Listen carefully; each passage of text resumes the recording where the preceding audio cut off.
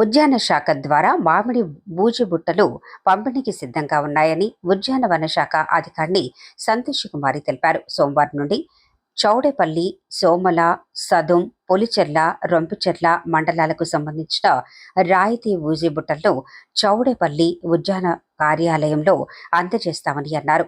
ఒక్కొక్క ఊజీ బుట్టలు మరియు 3 టాబ్లెట్స్ కలిపి రూ. 11కు ఇవ్వటం జరుగుతుందని, 1 ఎకరానికి 8 బుట్టల చొప్పున గరిష్టంగా ఒక్కొక్క రైతుకు 40 బుట్టల వరకు రాయితీ పైన ఇవ్వటం జరుగుతుందని అన్నారు.